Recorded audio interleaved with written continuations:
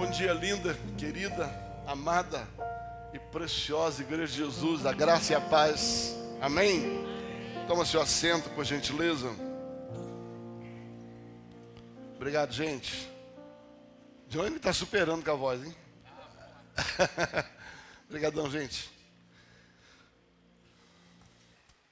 Queridos, feliz Páscoa. Na verdade, hoje a Páscoa, assim como o Natal, ele se tornou mais uma festa dentro de um calendário.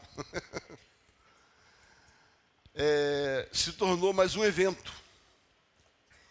Entretanto, um dos objetivos nosso, né, ao prepararmos, e ontem tivemos a oportunidade de celebrar ao Senhor, né, através de uma representação, o significado verdadeiro da Páscoa.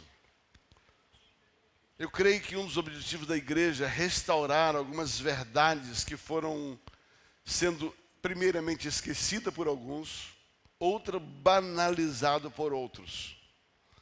E uma das questões centrais em relação a essas duas festividades, a festividade do Natal e a festividade da Páscoa, é que o mundo fez desse momento um momento comercial, um momento religioso.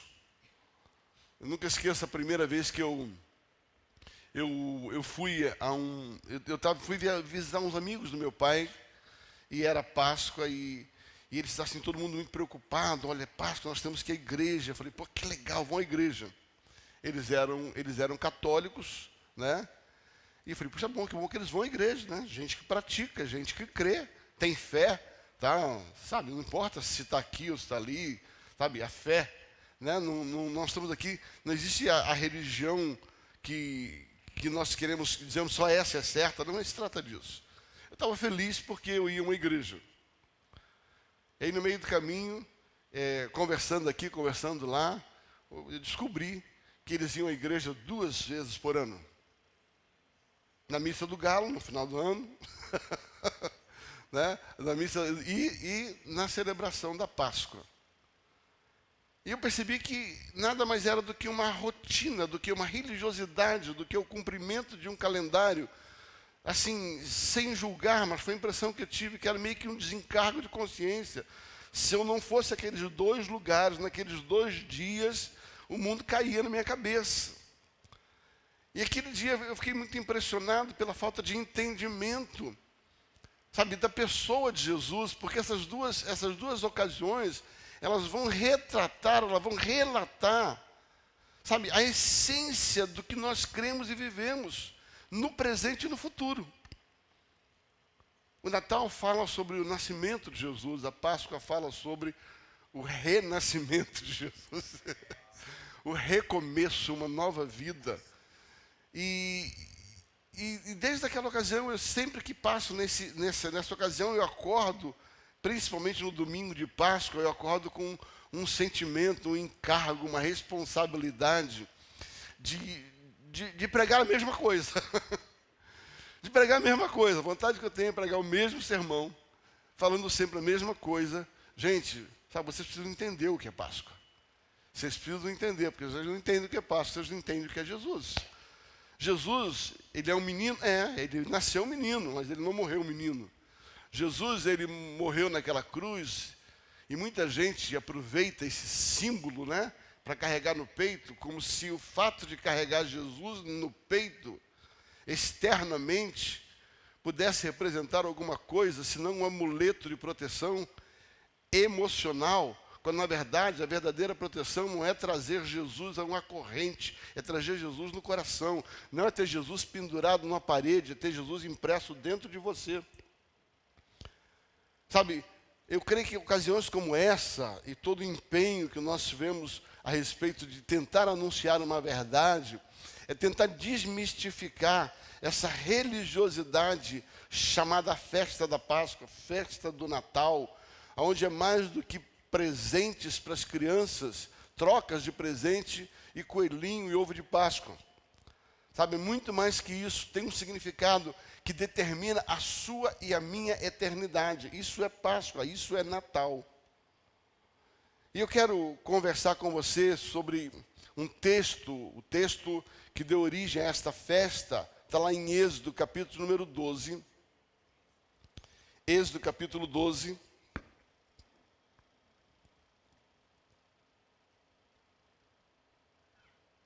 O que a Bíblia fala sobre a Páscoa? O que é a Páscoa? Nós vamos ler do verso de número 1 até o verso número 14. Êxodo 12, do verso 1 ao verso 14. Disse o Senhor a Moisés, a Arão, na terra do Egito: este mês vos será o principal, o primeiro mês do ano. Falai a toda a congregação de Israel, dizendo: aos 10 deste mês, a cada um tomará para si um cordeiro, responsabilidade pessoal, segundo a casa dos seus pais, um cordeiro para cada família. Mas se a família for pequena, para um cordeiro, então convidará ele o seu vizinho mais próximo, conforme o número de almas, conforme o que cada um puder comer, por ali calculareis quanto bastam para um cordeiro. O cordeiro será sem defeito, macho, de 1 ano. Podereis tomar um cordeiro ou um cabrito, e guardareis até o 14º dia deste mês. E todo ajuntamento da congregação de Israel imolará no crepúsculo da tarde. Tomarão o sangue e o porão em ambas as ombreiras, os vergais da porta, nas casas em que o comerem. Naquela noite comerão a carne assada no fogo, como pães asmos, ervas amargas, e o comerão. Não comereis do animal nada cru nem cozido com água, porém assado ao fogo, a cabeça, as pernas e a frissura. Nada deixareis dele até amanhã. O que, porém, ficar até amanhã, queimá-lo-eis. Desta maneira comereis lombos cingidos, comereis lombos cingidos, sandália nos pés e cajados na mão. Comendo-lo-eis à pressa. É a Páscoa do Senhor. Fala comigo. É a Páscoa do Senhor. Porque naquela noite passarei pela terra do Egito e ferirei toda a terra, e ferirei na terra do Egito todos os primogênitos, desde os homens até os animais. Executarei o juízo sobre todos os deuses do Egito. Eu sou o Senhor. O sangue vos será por sinal nas casas em que estiverdes, e quando eu vir o sangue, passarei por vós, e não haverá entre vós praga destruidora, quando eu ferir a terra.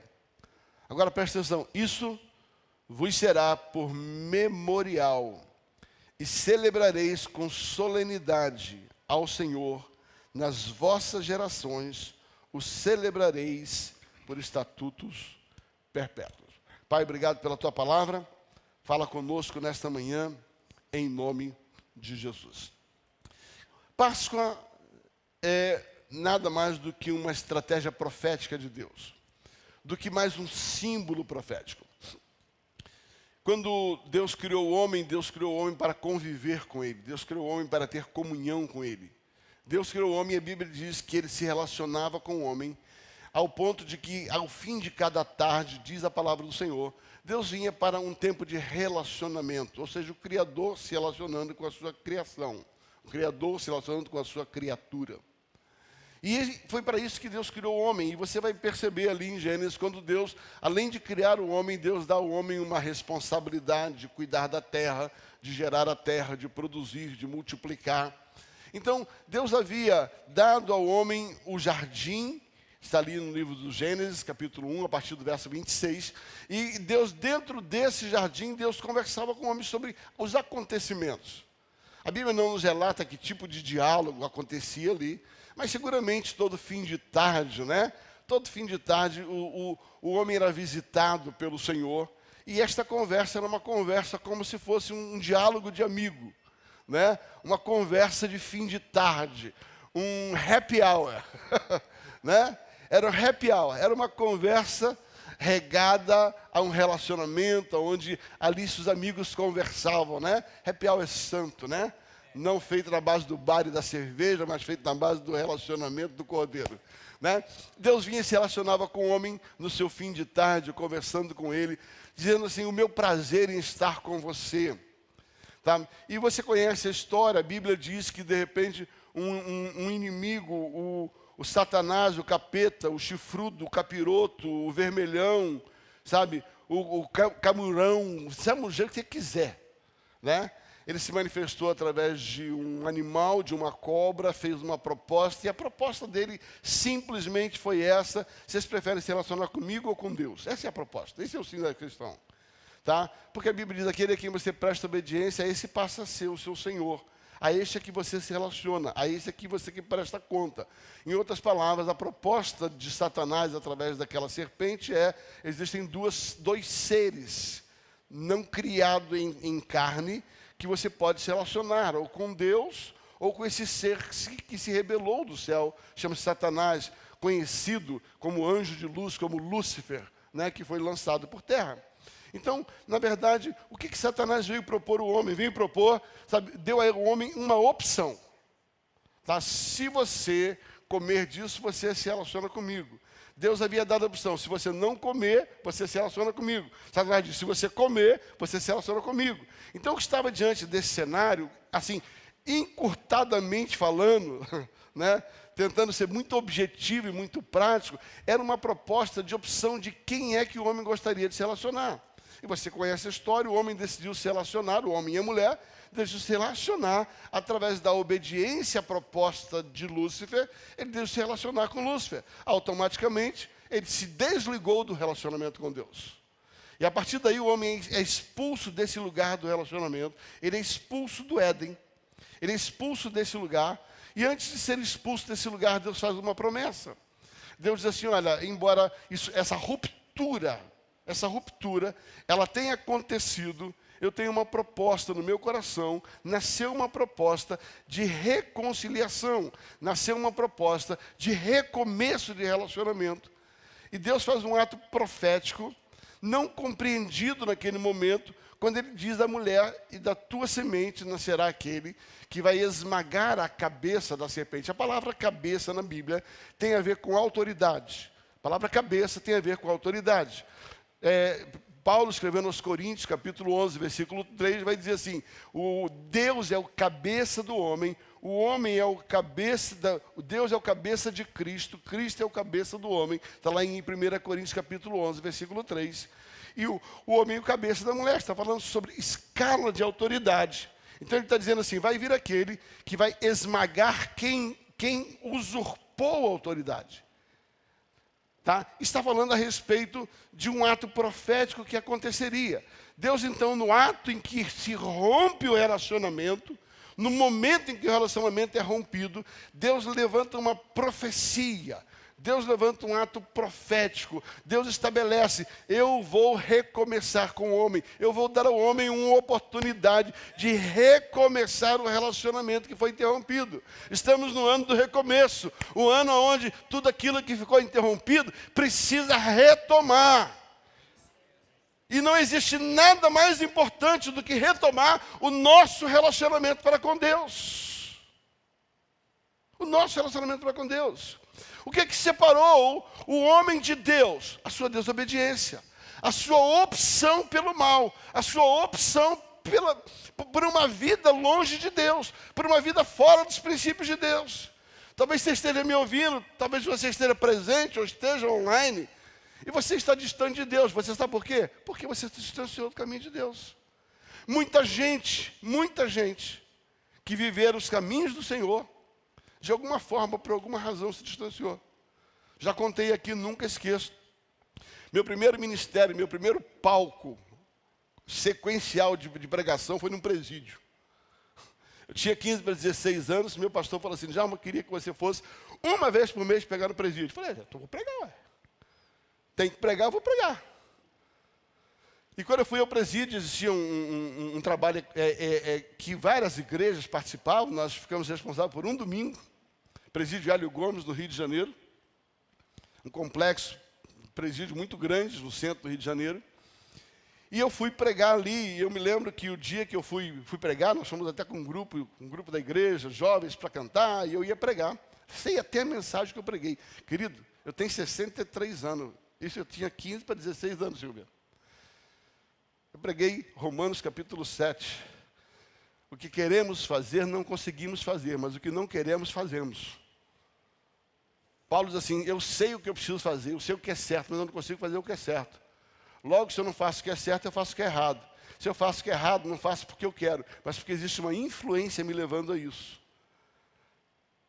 Paulo escreve a respeito disso, vai falar a respeito disso. A Bíblia, Paulo diz que isso fazia com que ele se sentisse miserável. Saber o que é certo, mas não conseguir fazer. Saber o que é errado e fazer, mesmo assim sabendo o que é errado. Ele diz assim, isso vai além de mim, isso vai além da minha força. Eu estava dizendo para aqueles presidiários, eu sei que muitos de vocês que estão aqui, sabe, não estão aqui porque desejaram fazer, mas porque foram induzidos por uma força infernal para cometer esse erro. Eu terminei a mensagem dizendo assim, mas hoje tem a solução para você. Existe uma força maior do que aquela força para você recomeçar a sua vida. Eu lembro a mensagem que eu preguei até hoje, uns 15 anos de idade. Sabe por quê? Porque quando o homem se separou de Deus, a Bíblia diz que ele passou a ser conduzido. Ele não passou a mais conduzir a sua vida, ele passou a ser influenciado. A Bíblia diz que nós fomos gerados nesse mal, e esse mal governa a nossa vida. Deixa eu ser bem prático, você quer ver? Você quer chegar à conclusão comigo do que eu estou falando? Por que uma criança começa a entender, ela vai brigar com o seu amiguinho? Por que uma criança te desobedece deliberadamente para te testar? Por quê? Porque existe uma força que influencia ela a esse lado. Quando o homem pecou, ele ficou debaixo de uma influência maligna. Ele ficou debaixo de uma força maligna. Pastor, o senhor está dizendo que eu estou cheio do diabo? Não, eu estou dizendo que o diabo influencia a minha vida e influencia a sua vida por mal. A gente sabe o que é certo, mas nem sempre consegue fazer aquilo que é certo. O que é isso? Isso, na verdade, é uma influência que é maior do que a nossa vontade. E a Bíblia diz que essa influência nos governa. E desde que o homem se separou com Deus, ele começou a ter debaixo dessa influência. Só que o que Deus promete no Éden, ele falou assim, esse governo, essa autoridade que está sobre a vida de vocês, influenciando vocês, eu já tenho um jeito de tirar ela da vida de vocês. Da semente da mulher vai nascer alguém que vai esmagar esta autoridade, vai esmagar a cabeça dessa serpente, vai esmagar esta influência sobre a sua vida. Se você não entendeu, eu vou dizer, Jesus Cristo é mais forte do que a influência do mal. E quando Ele vem para nos libertar dessa opressão, dessa força das trevas. Por isso que a Bíblia chama o Espírito Santo de dunamis, poder, força. Ele está dizendo assim, existe uma força muito mais elevada, que é Jesus Cristo. Quando ele promete da semente da mulher, sabe, esmagar esta influência, esta autoridade, ele está apontando para Jesus Cristo. Pastor, o que tem isso a ver com a Páscoa? Até aqui está ok? Está comigo, entenderam? Tá? Então há uma promessa que Jesus veio fazer isso. Entretanto, do dia em que Deus prometeu, até o dia em que Jesus nasceu, aconteceram atos proféticos. E a Páscoa é um dos atos proféticos. O que são atos proféticos? Né? São acontecimentos que vão apontar para aquilo que Deus disse que ia fazer. Atos proféticos existe algo que vai acontecer, e agora Deus vai colocando sinais de que essas coisas iam acontecer. Deus vai estabelecendo sinais, pontos, para que você possa dizer assim, para lembrar, memoriais, daquilo que Deus falou que ia fazer. E existem muitos memoriais na Bíblia. Tá? E eu quero, entre tantos memoriais, começar pela vida de Abraão. Seguramente Abraão, ele é o primeiro grande ato profético do cumprimento daquilo que Deus prometeu, do recomeço do homem em Deus, do recomeço do homem através de Cristo. Gênesis capítulo 12 vai falar a respeito de Abraão. Deus chama ele para uma aliança. Deus chama ele para andar com ele. Deus faz uma proposta. Abraão, quer andar comigo? Anda na minha presença. Você quer me obedecer? Na contramão do que aconteceu no Éden, Lúcifer fez uma promessa para o homem de obediência, o homem aceitou. Agora Deus faz uma proposta para o homem e Abraão aceitou. Por isso que Deus diz assim, Abraão, anda, agora você vai entender algo. Anda na minha presença. Ele está falando assim, se relacione comigo. É isso, a proposta de Deus para Abraão é essa. Anda na minha presença, se relacione comigo. Não pise fora da linha. Seja perfeito.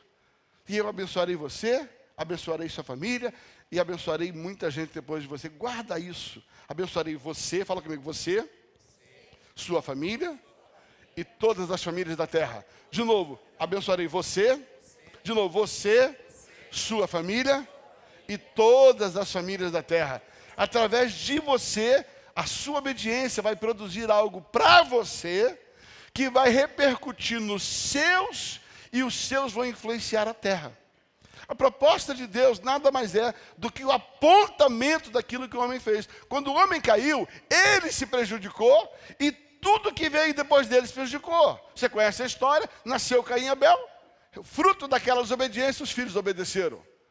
Aí você conhece toda a história da humanidade. A desobediência de Adão influenciou ele, influenciou sua família e influenciou a humanidade. A obediência de Abraão, a proposta é, muda esta influência na sua vida, e quando você mudar a influência na sua vida, os seus filhos serão influenciados por aquilo que você foi influenciado, e agora os seus filhos vão transformar a terra.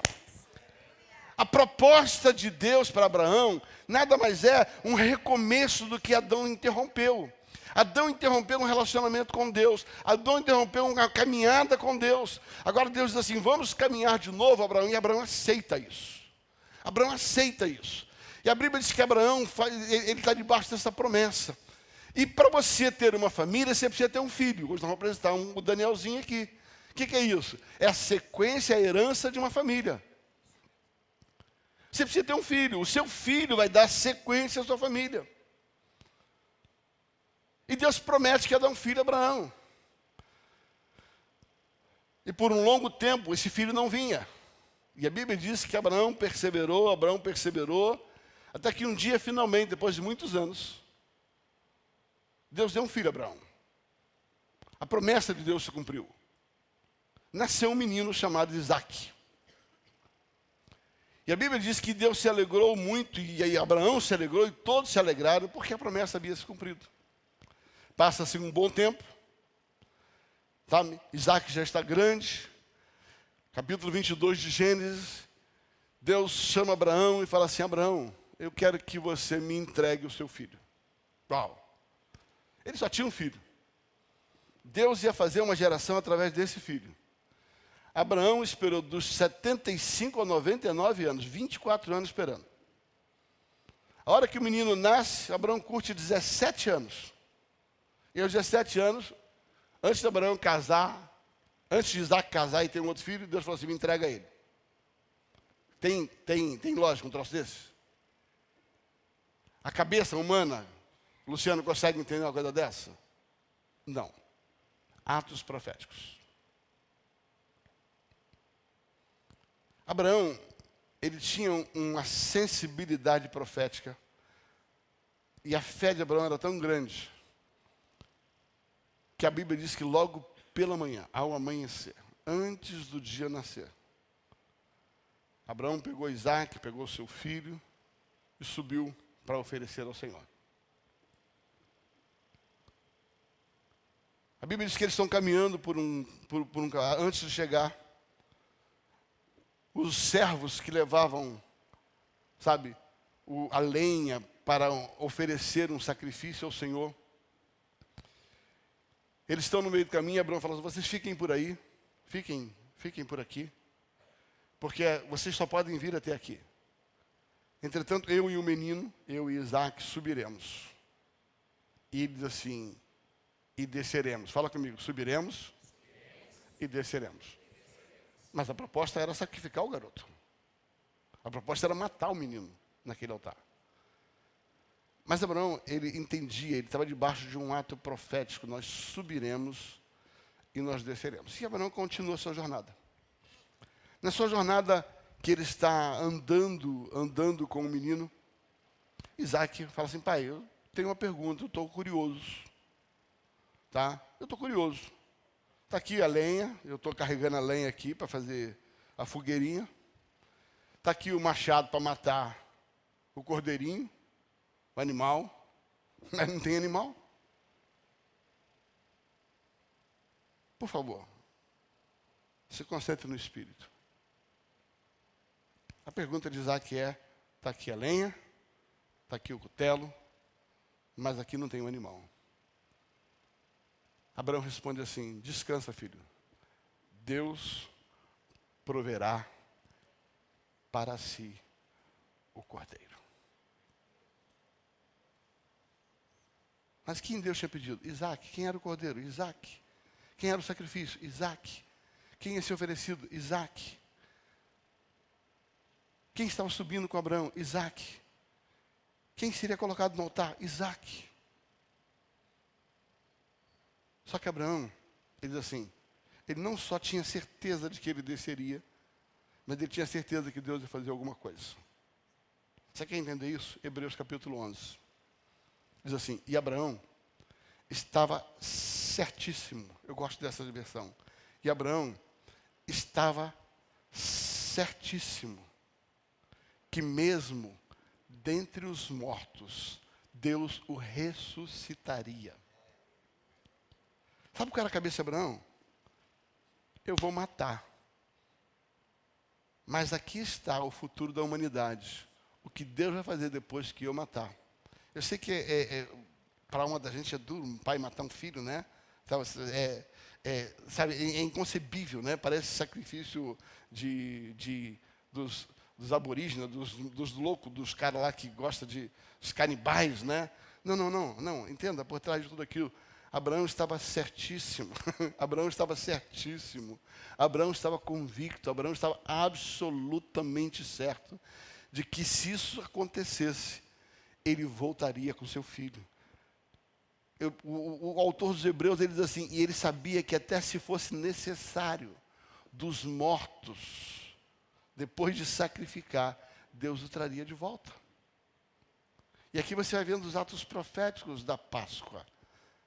Aqui você vai vendo os atos proféticos. Abraão está apontando para a Páscoa. Abraão está apontando para Jesus. O que é a Páscoa? Sabe o que é a Páscoa? É a morte de um cordeiro e a ressurreição de um cordeiro. Você está entendendo? O que Abraão está fazendo? Ele está fazendo um apontamento profético. Abraão era uma figura profética do próprio Deus. Isaac era uma figura profética de Cristo. E você conhece a história, a Bíblia diz que eles sobem até o cume daquele monte.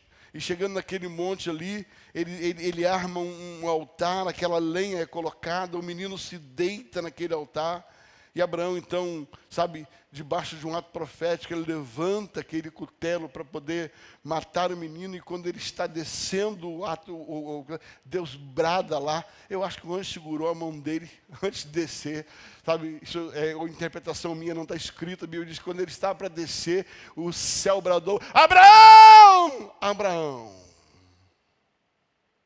Abraão! Abraão!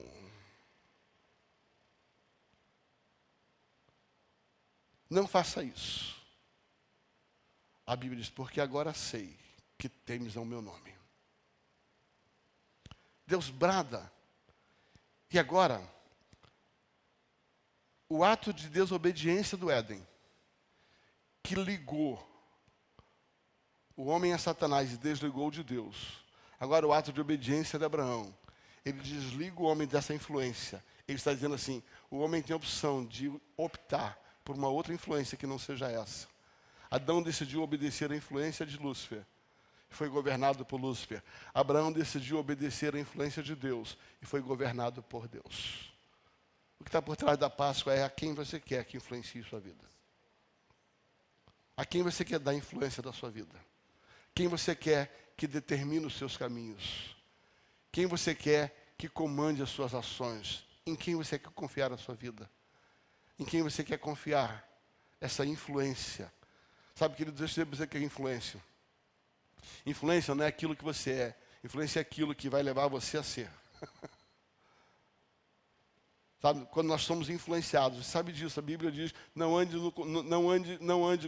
com os pecadores, sabe? Bendito o homem que não anda no caminho dos ímpios. Ele está falando assim, cuidado, andar nesse caminho influencia você nesse caminho. Ele está dizendo assim, com quem você andar, isso vai influenciar você. Com quem você decidir obedecer, isso vai influenciar a sua vida. E Abraão decide, então, ser influenciado por Deus. E ele, então, começa a provar profeticamente que o homem tem uma opção. Ainda que essa força das trevas que está dentro da gente nos impulsiona desde criança a esse lado egoísta, a esse lado competitivo, a esse lado maldoso, né? Ainda que tenha isso, ele está dizendo assim, existe uma força maior, que se você deixar, ela vai te influenciar para o bem. Ainda que você tenha tendência a fazer o mal, ainda que a sua natureza é tendenciosa ao mal, essa influência pode fazer com que as suas ações não sejam maldosas. Essa é a proposta de Deus. E quando Deus brada do céu, Abraão, agora sei que temes ao meu nome, agora sei que temes ao meu nome. A Bíblia diz que ele não sacrifica. Mas sabe mais uma atenção, pastor Johnny? É que a Bíblia diz que ele desamarra, ele desata Isaac do altar.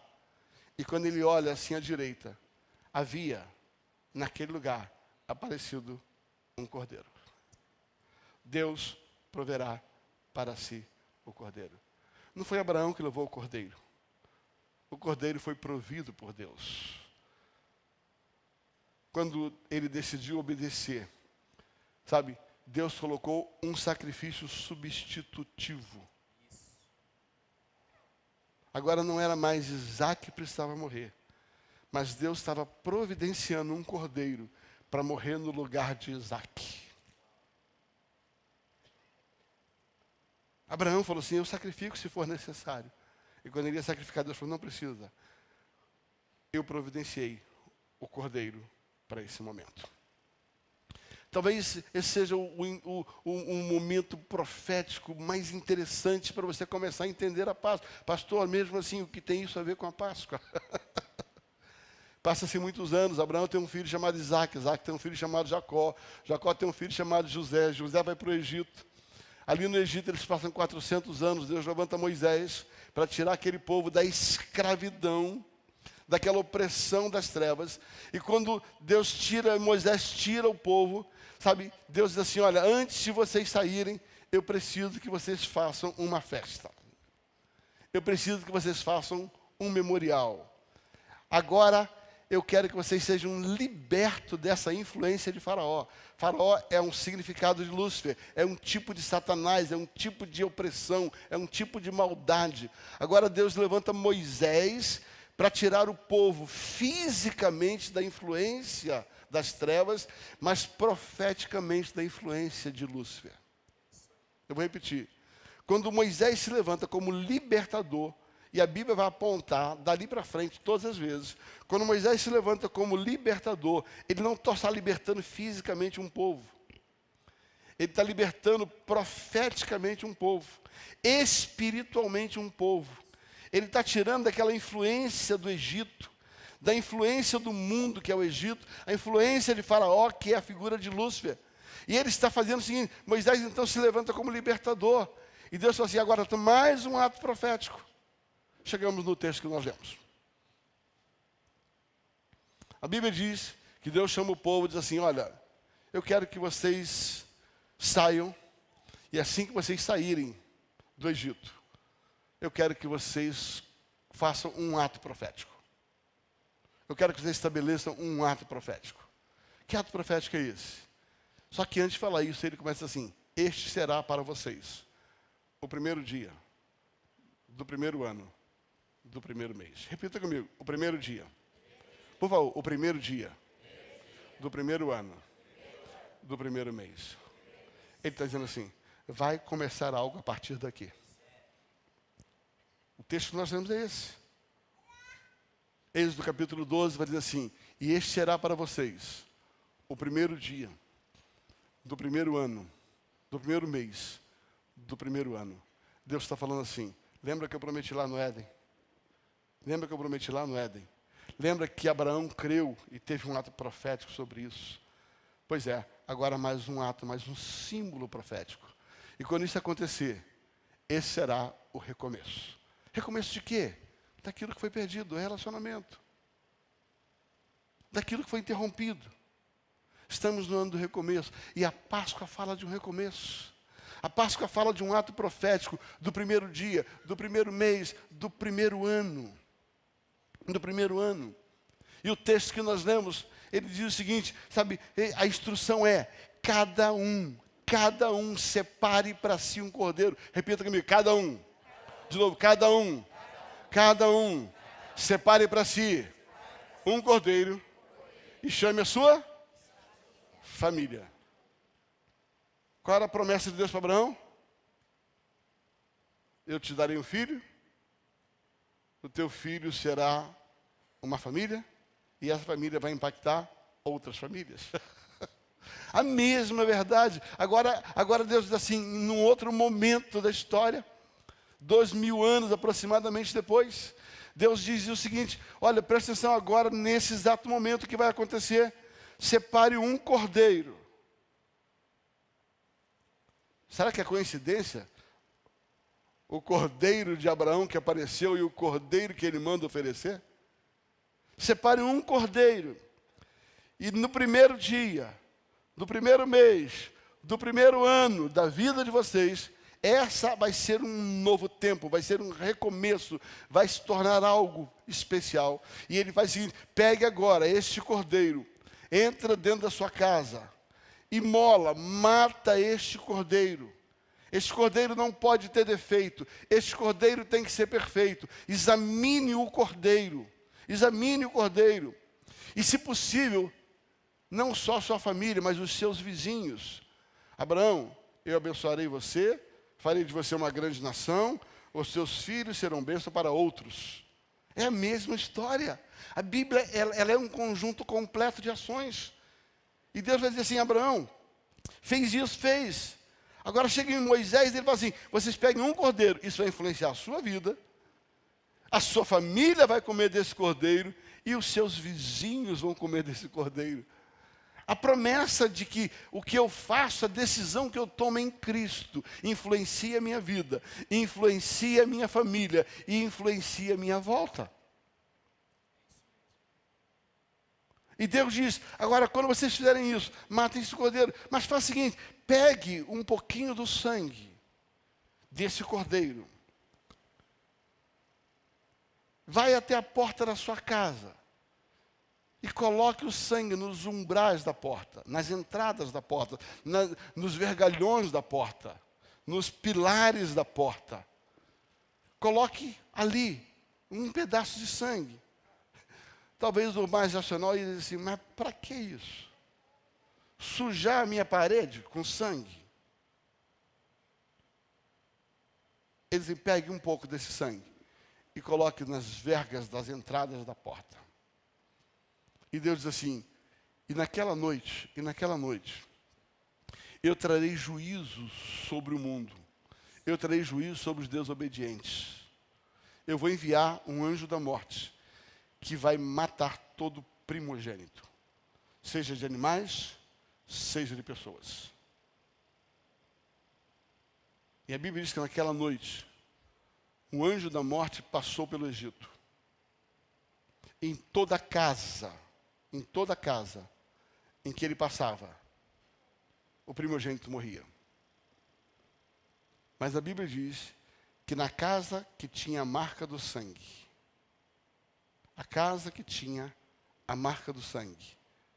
esse anjo passava por cima. Aqui está vindo o anjo da morte. Matou uma casa aqui, matou uma casa, aqui matou um primogênito, aqui matou um primogênito, aqui matou um primogênito. Só que aqui tinha um sangue. Nesta casa tinha um sangue. Quando o anjo passava aqui, ele via a marca do sangue. E ele passava por cima. A palavra Páscoa significa passar por cima. A palavra Páscoa significa passar por cima. Querido, o que é Páscoa? Páscoa nada mais é do que nós estarmos destinados a morrer. Mas o sangue faz com que a morte passe por cima da nossa vida. Por causa do sangue. Por causa do sangue do Cordeiro. Nós não morremos, não é porque somos bons. Nós não morremos porque o Senhor colocou um sacrifício substitutivo. Assim como Isaac não morreu e Deus colocou um cordeiro à disposição de Abraão para Isaac não morrer, Jesus foi colocado na terra para morrer no seu lugar e no meu lugar. Isso é Páscoa. Isso é Páscoa. Mas existem algumas verdades preciosas em cima desse texto. Sabe, a Páscoa é um projeto de Deus para a família. A Páscoa é um projeto de Deus para a família. A família está no centro do projeto de Deus. A família precisa estar debaixo do sangue do Cordeiro.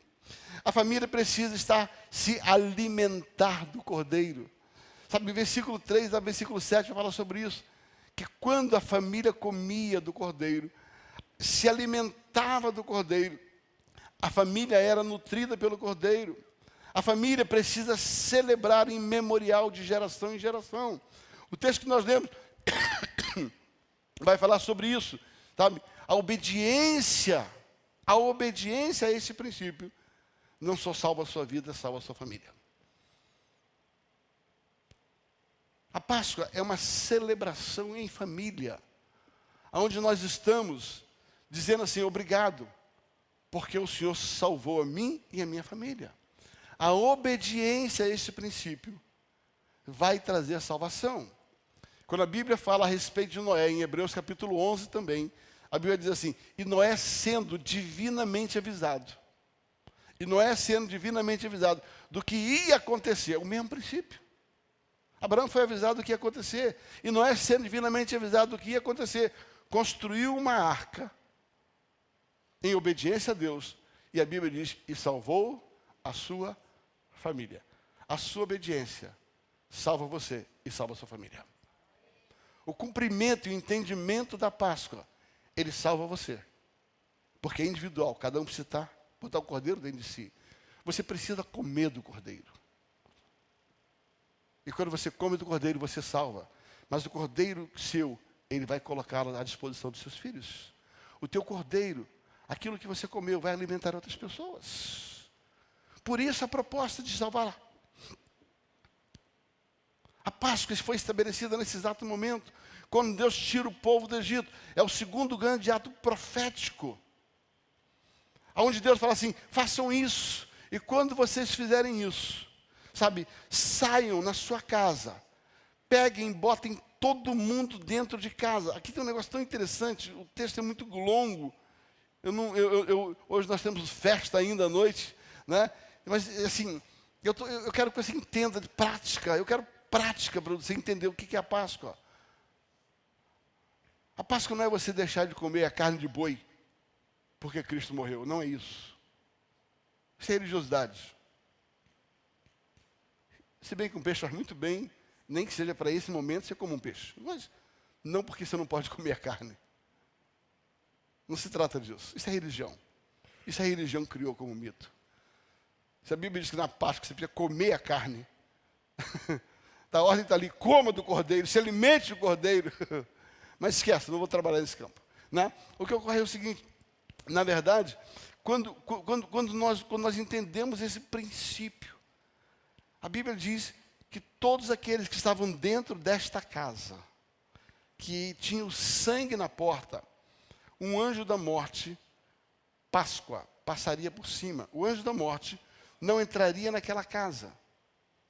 E o texto que nós lemos vai falar sobre isso. Depois você leia em casa com calma esse capítulo 12 de Êxodo.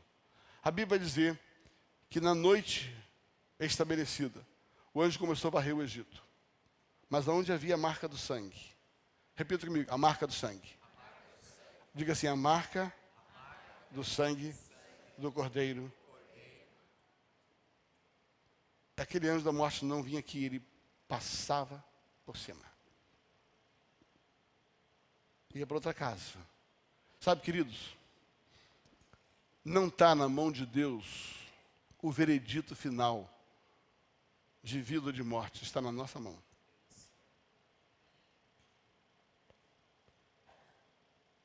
é a sua obediência ao princípio que vai trazer o livramento.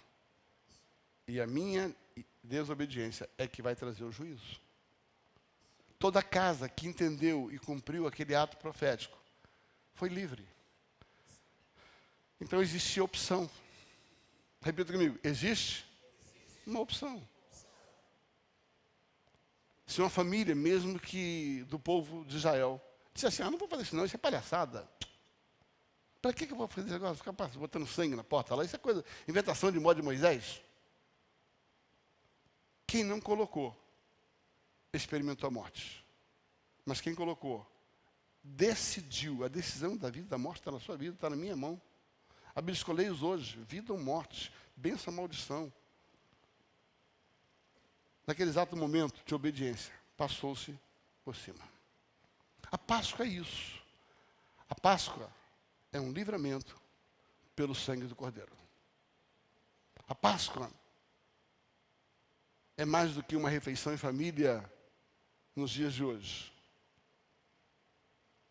Eu gosto demais, nesse momento da Páscoa, reunir minha família e fazer pelo menos uma oração. Obrigado, porque nós só estamos debaixo de um memorial. Um memorial de celebração de um recomeço. De um livramento. Daquilo que Deus proporcionou para mim e para minha família. Hoje a minha família vai comer em casa. Né? Não está convidado, não. Hoje a minha família vai comer em casa. Estou até de netinho em casa hoje. Olha isso. Então, sabe, não estou bobo que nem o Léo não, mas eu estou de netinho. Sabe? Mas, sabe, que alegria poder ver a minha família debaixo do sangue do Cordeiro. Celebrando o livramento do Cordeiro. Com entendimento. Não só um tempo de comunhão entre nós, mas um tempo de entendimento do que é essa época, do que é hoje, domingo de Páscoa. Sabe? Eu quero começar a caminhar para finalizar o entendimento disso. Sabe? Eu quero que você vá, abra sua Bíblia comigo, em João capítulo 1, versículo 29. João capítulo 1, versículo 29. Evangelho de João, capítulo 1, versículo 29.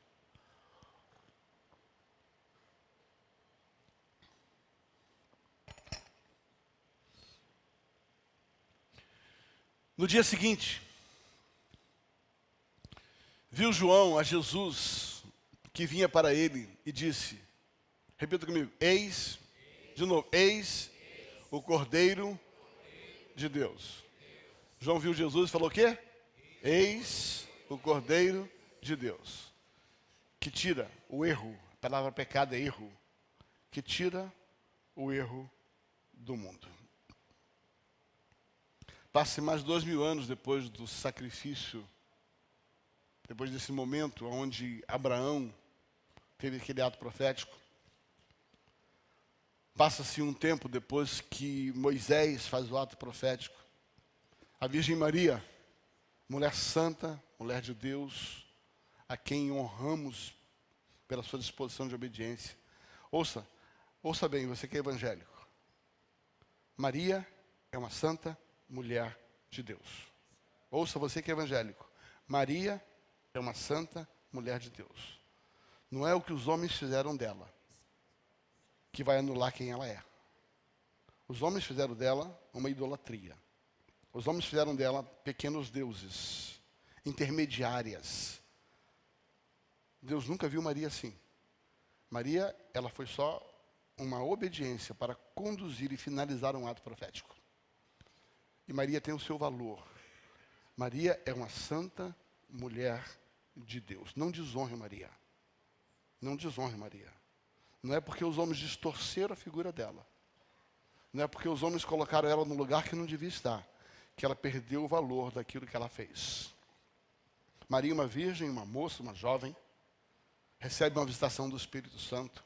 E quando ela recebe a visitação do Espírito Santo, uma voz diz assim, eu vou colocar uma semente em você. Não uma semente do homem, mas uma semente do Espírito. Que semente é essa? Aquela que foi profetizada no Éden, da semente da mulher. Aquela foi profetizada na queda. Eu vou colocar uma semente dentro de você, sabe? E a Bíblia fala que Maria entende que essa era cumprimento daquela profecia, Ângela, aquela profecia do Éden. E ela assim, cumpra-se em mim. Essa é a grande virtude de Maria. Você quer 2 frases para você amar Maria? Amar. Essa é uma delas. Cumpra em mim a sua vontade. A outra, fazei tudo o que ele vos disse. São as 2 frases. Se você quiser entender Maria, entenda por essas 2 frases.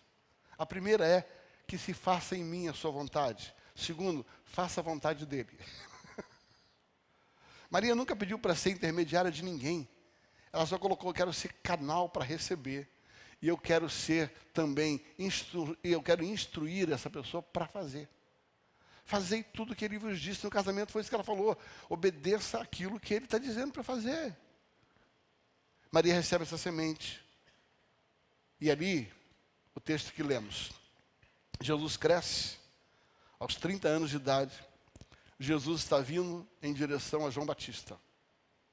Jesus está vindo em direção a João Batista. Esse é o texto que estamos lendo ali. João Batista está batizando no Jordão. A Bíblia diz que no dia seguinte, João viu a Jesus. E quando João viu a Jesus, na cabeça de João, voltou o sacrifício de Abraão. Voltou o sacrifício do Egito. Ele olha e fala assim, sabe aquele cordeiro que apareceu para Abraão? Sabe aquele cordeiro que apareceu para Abraão? Sabe aquele cordeiro que foi sacrificado no Egito? Aquilo era cordeiro humano. Aquilo era um animal humano. Mas aqueles 2 animais, o animal de Abraão e o animal que Moisés estabeleceu, apontavam para este, porque este é o Cordeiro de Deus. Quando João olha, ele diz assim, aqui está concretizado, materializado a profecia que Abraão entendeu. O cordeiro que foi colocado, a Bíblia diz que estava amarrado um cordeiro ali. Esse é o cordeiro que o povo matou e colocou os umbrais, o sangue na porta. Agora, não era mais o sangue de bode, não era mais o sangue de cordeiro, não era mais o sangue de animal. Agora, a profecia tinha se materializado. A profecia estava materializada. Jesus Cristo nasceu profeticamente de mulher. Jesus Cristo agora se apresenta como o Cordeiro de Deus que tira o erro do mundo, que tira o pecado do mundo. Como é que isso se deu? Jesus precisou morrer numa cruz. Páscoa. É isso que nós comemoramos. A morte do Cordeiro. O seu sacrifício na cruz. Esse período, durante muito tempo, filmes emocionantes foram feitos sobre aquele momento. A via dolorosa, o sacrifício, a morte de Jesus Cristo. E a Bíblia diz que Jesus, ele se oferece na cruz do Calvário. Jesus, ele voluntariamente. Um dia, uma autoridade falou assim, você sabe que eu tenho poder para te livrar dessa morte. Jesus falou assim, rapaz, ninguém tem poder para tirar a minha vida. Eu dou a minha vida. Sabe por quê? Porque agora, assim como Deus precisou colocar um cordeiro animal para substituir a morte de Isaac, agora, o Cordeiro de Deus, o próprio Cristo, ele veio para ser substituído por mim e por você. Na verdade, nós devíamos estar naquela cruz. Na verdade, eram nós que devíamos morrer, pelos nossos delitos, pelos nossos pecados. Era nós, era eu. A Bíblia diz em Isaías, sabe, que a Bíblia diz que os nossos pecados foram lançados sobre ele. As nossas iniquidades foram lançadas sobre ele. E por causa de Jesus, nós temos a paz. Esse é o Cordeiro de Deus, é Páscoa. Páscoa é entender que nós merecemos morrer daquela cruz. Páscoa é entender que dentro de mim não habita bem algum. E se eu fosse levar para aquela cruz, era mais do justo do que eu morresse ali. Mas Deus nos amou de tal maneira que deu o seu único filho, o cordeiro dele, para que todo aquele que nele crê não precise morrer, mas tenha a vida eterna. Quando Jesus se ofereceu na cruz, ele estava cumprindo a Páscoa. O que é a Páscoa na sua vida? O que é a Páscoa na minha vida? O que é a Páscoa? O dia que nós saímos dessa terra e que o anjo da morte chegar na nossa casa, nós vamos passar daqui. Nesse dia, sabe? Quando eles olharem a marca do sangue na minha vida e na sua vida, quando eles olharem o sangue substitutivo, ele vai passar por cima. E nós não teremos mais a morte eterna. Porque aquele que está em Cristo é uma nova criatura. As coisas velhas já passaram. Eis que tudo se renova. Eis que tudo se faz novo. Páscoa é um recomeço. Páscoa é uma celebração onde você diz assim: obrigado, porque em Cristo, por causa do sangue, eu posso recomeçar. Eu não preciso ter a morte eterna. Eu tenho a vida por causa do sangue do Cordeiro de Deus, que tira o pecado do homem. Você sabe o que foi que salvou Abraão e Isaac? Obediência. Fé no princípio. Sabe o que salvou o povo no Egito? Fé no princípio. Abraão podia não ter sacrificado Isaac. O povo podia não ter sacrificado o cordeiro. Mas a obediência no princípio trouxe livramento. E nos dias de hoje, a verdade é a mesma. O Cordeiro de Deus continua sendo celebrado. O último versículo que nós lemos de Êxodo era: e divulgue isso por gerações perpetuamente. Celebrem isso como um memorial, uma memória do que foi feito. Hoje é Páscoa. Hoje é dia de se alegrar pelo livramento. Hoje é dia de trazer para dentro de si, sabe, eu estou vivo porque alguém morreu no meu lugar. Eu estou religado a Deus porque alguém fez isso por mim. Não mais um animal que foi sacrificado, mas agora o próprio Filho de Deus encarnado. O próprio Filho de Deus encarnado voluntariamente se entregou por você e por mim. Sabe, queridos, ouça o que eu vou dizer para você. A sua decisão pessoal, comer desse cordeiro, comer desse cordeiro, vai salvar a sua vida. Mas eu tenho uma boa notícia para te dar. Quando você come do cordeiro, toda a família que está debaixo desse ambiente come desse cordeiro também é salva. A sua decisão não salva só você, salva a sua família. E tem uma notícia melhor ainda. A Bíblia diz que Abraão seria abençoado, a sua casa seria abençoada, mas todas as famílias seriam abençoadas. O cordeiro matado no Egito abençoou quem matou e comeu. Abençoou seus filhos, mas abençoou seus vizinhos. A sua decisão pelo cordeiro, ela vai salvar você. Ela vai salvar a sua família. E ela vai salvar as pessoas à sua volta. O que está em foco na Páscoa não é só um tempo de contrição por aquilo que Jesus fez. É um tempo de conscientização pelo que eu preciso fazer. Eu vou repetir. A Páscoa é uma reflexão, aonde olhar para aquilo que Jesus fez com entendimento me traz na responsabilidade desse dia. Páscoa é decisão. Páscoa é decisão. E é uma manhã de decisão, domingo de Páscoa. Talvez alguém precisava entender isso. Talvez você entendeu, mas precisava decidir por isso. Esteja você hoje presente nessa celebração. Esteja você conosco através desse canal precioso que é a internet. Decida pelo Cordeiro. ensurdecida pelo Cordeiro. João capítulo 3, versículo 16.